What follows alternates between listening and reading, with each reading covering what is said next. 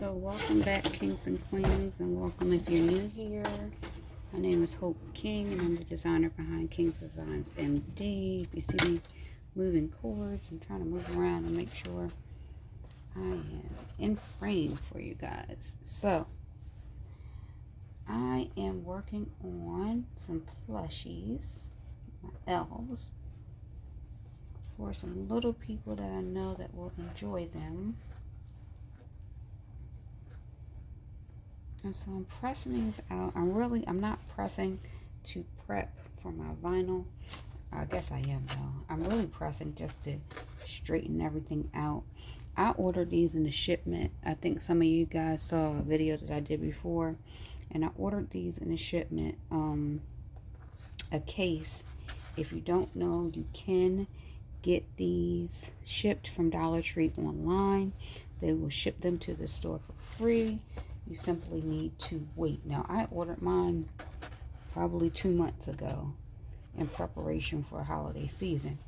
At the time, it was very difficult to find them. In my area, you can find them almost anywhere now. Last year, you couldn't find these things. Not in my area. At least I could not find these things. So, I ordered them. These were the medium skin tone. They had a dark skin tone, and they have, I think, what they refer to as the light skin tone, which most of us would consider Caucasian or white. So I'm just pressing this out, trying to get, oh, that's nice, trying to get these creases out of her collar. And this is just on the first setting.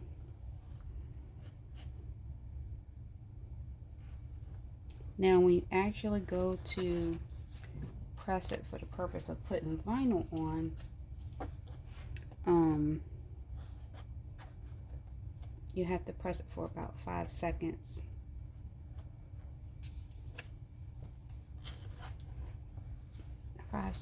To get any moisture out of it. Be careful, because this is almost like a faux leather type of material, so be careful if you're pressing. I'll probably snip that off. That's a little loose piece of thread, but I wanted just to try to get the ear straight.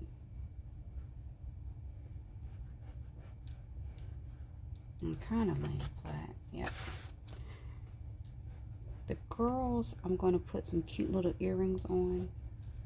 I think I'm going to go for a heart or possibly a snowflake shape. I say possibly because I understand that this is a small surface area. And I want to make sure I am not giving myself more trouble than necessary when weeding. Now, some people use these as kind of like elves on the shelf. Some people use these as just something to throw in a gift. I want to do a couple really cute ones that are not personalized, that might say like Diva Elf, something like that. I'll probably keep one of those for myself. So I'm just going to keep pressing, and I will be back.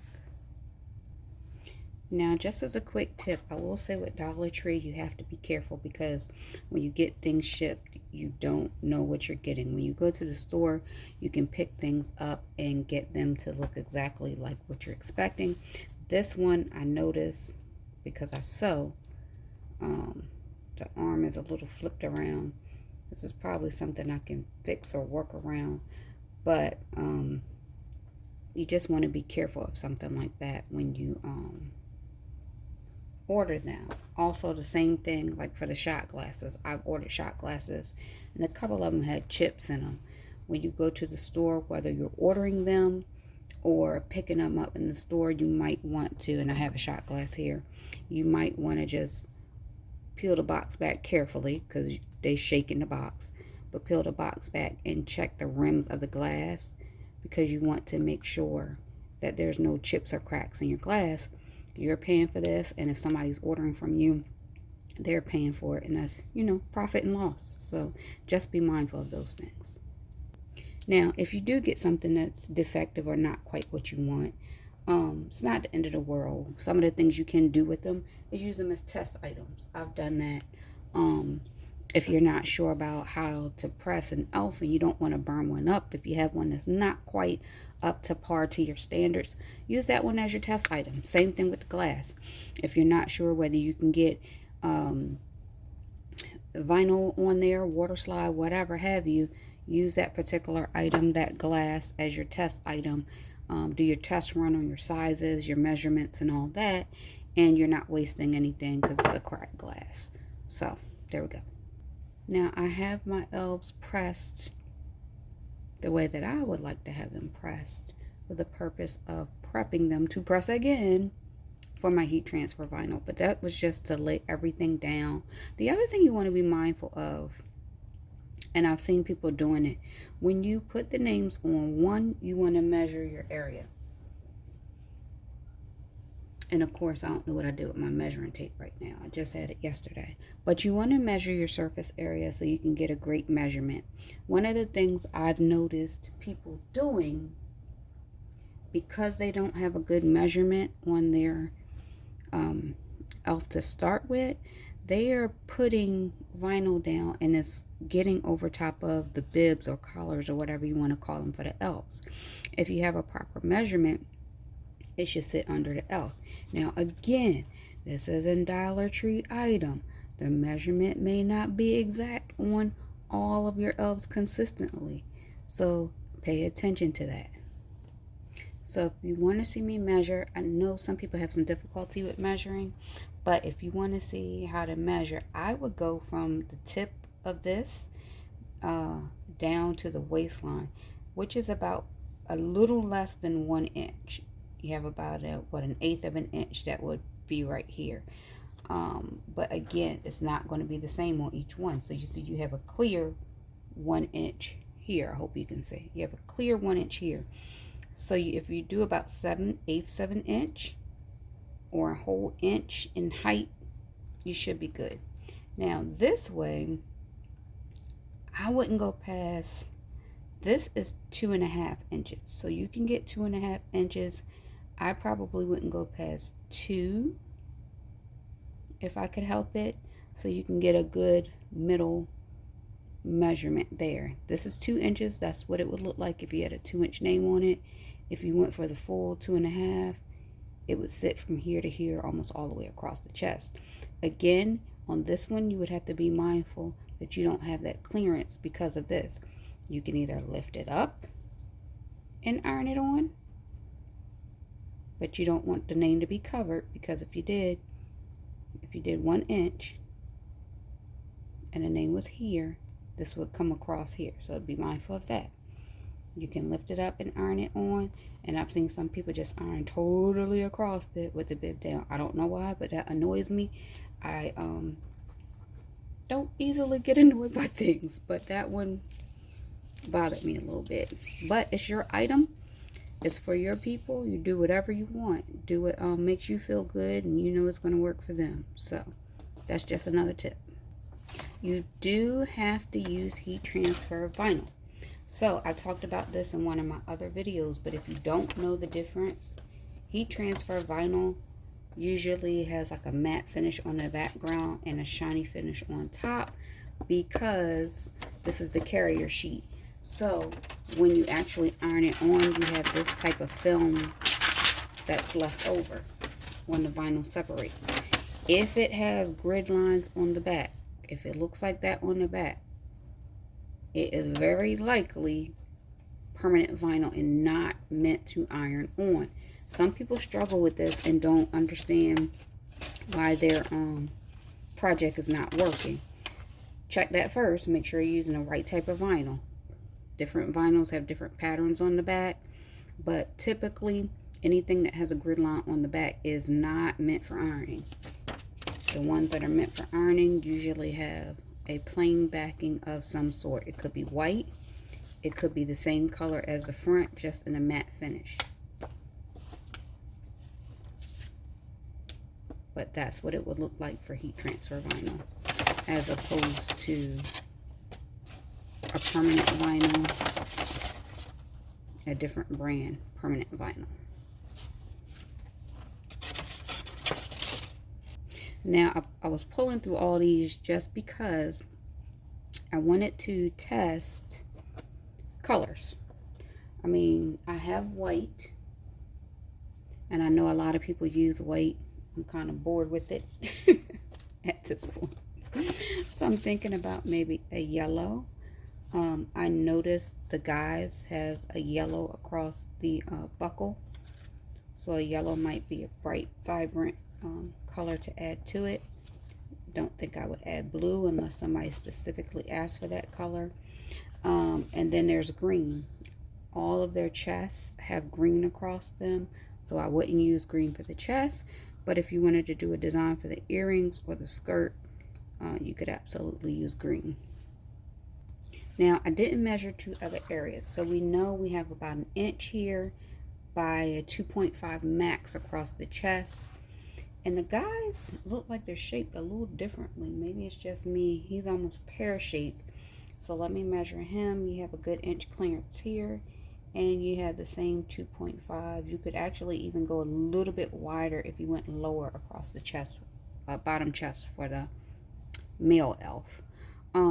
But I did want to measure the top.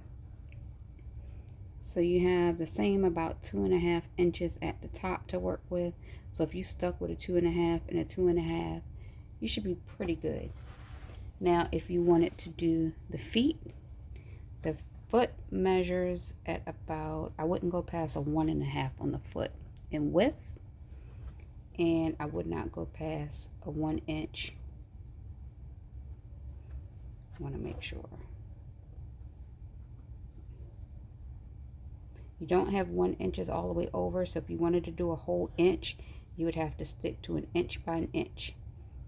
If you wanted to do, well, you could squeeze it in there. I would say about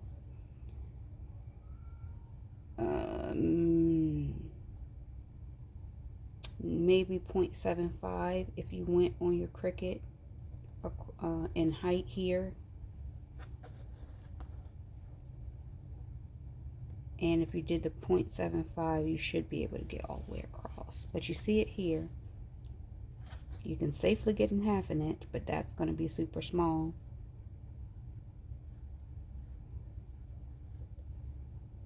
So there you go.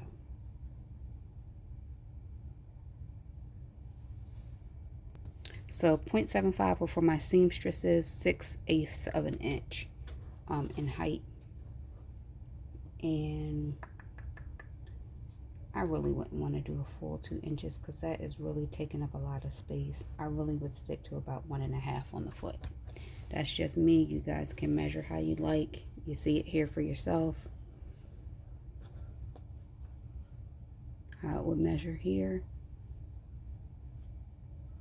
and here. I just want to make it visible. I know some people are visual people and need to be able to see it for themselves, or even understand why something happens the way it happens, to make it more understandable for them.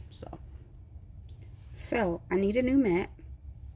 I pulled my mat out so I can show you guys me laying the vinyl down. I do need a new mat. My husband came in here the other day and saw me with tape and was like, why are you using that? Just get a new mat. And I'm like, I will, but not right now. So I'm just saying that because I know it's a whole lot of people out here taping stuff to their mats. I'm not going to be embarrassed. I'm not going to be ashamed. What I will tell you, though, is that I tried regular tape before. It works, but I don't recommend it. What happens is if you put regular tape on your vinyl, sometimes it can stick to your vinyl and it'll cut through the tape and the vinyl, and then you're trying to peel the tape off of here. It's just harder to work with, harder to see, harder to peel off. I don't advise it. If you're going to use something, I advise painter's tape or masking tape, easier to come off. However, full disclosure, you have to be careful with any of them because any of them can void your warranty, from what I understand. The Cricut mat is meant to be sticky all by itself. Mine's still a little sticky, but it doesn't have a whole lot of stick to it anymore. So I just need to man up, woman up, and get a new one. But until then, this is what I'm doing, this is what I'm using, and I just want to explain why to other people. Again, please know, you see people doing this, and they may have older Cricut machines. Their warranty may already be up. If you do this, you have the possibility of voiding your warranty. When you call Cricut and you have a problem with your machine, they may ask you these questions. If you answer them in a certain kind of way, you may not get what you need as far as compensation for your machine or a new machine. So keep all of that in mind when you see people making these crafts and doing things, and you're following them. Make sure you do whatever you can to protect yourself and not void your own warranty. Now, because I'm using heat transfer vinyl, it has to be face down. So I'm going to put this on. I'm going to tape mine down, and I'll be back. Now, as I'm laying my vinyl down, I have a thought. Now, this is sticky. It looks like I don't have to do anything with this. This is the least used part of my mat, so that's why it's so sticky. But as I'm laying my vinyl down, I had the thought that I'm thankful for this one being green. I told you these colors are white on the reverse side. But if I was laying a bunch of colors down at one time, I wouldn't know which color was which unless I knew exactly where I placed it. Having the green backing on this is pretty awesome because I know exactly what color it is. Now I have my laptop, and this is what I plan to use, this one here.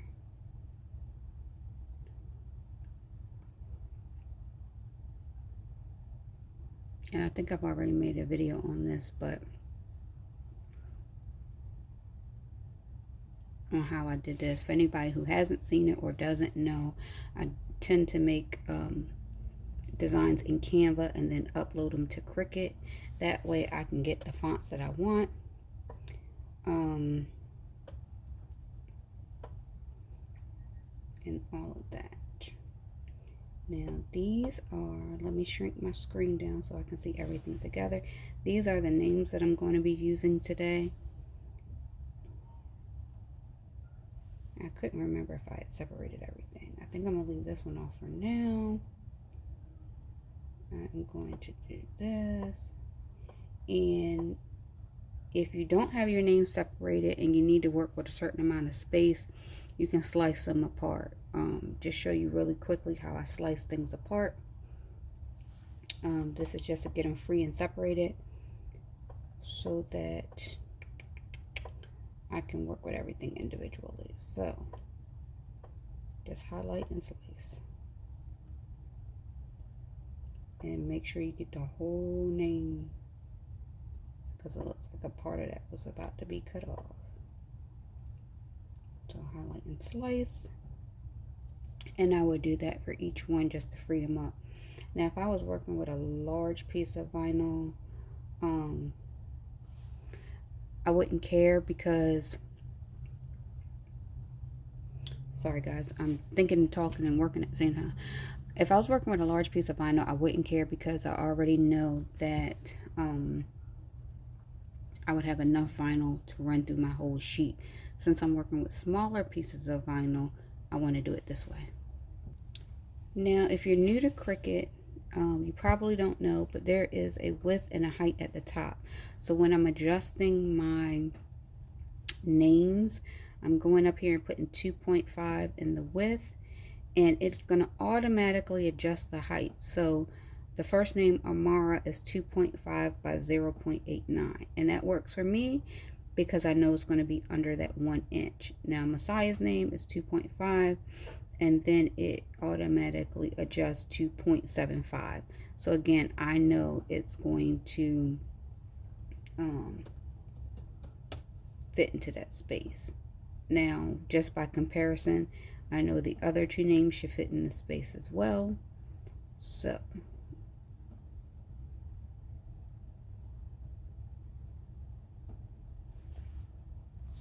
okay, I'm going to try to bring you around. You can see all the names are set to 2.5 by 1. And you can see how different a 2.5 by 1 can look from name to name. From Amara to Navy, you can see the difference. The A is up higher, so that compensates for some of that, and then the Y curls down. Same thing here, but just keep that in mind when you're designing things, because the same size font or height, width, whatever, same size, height, and width can look different for different name types. So I just hit make it. It's going to my mat. I've already showed you I have my vinyl loaded, so I'm going to move my words down here to make sure it lines up where my vinyl actually is here, because it's taped on. Regardless whether you tape it on, your mat sticky, whatever, you want to make sure your words are positioned so that it actually hits where your vinyl is going to cut it. So I hope I can get close enough for you guys to see, but if you zoom in on your Cricut,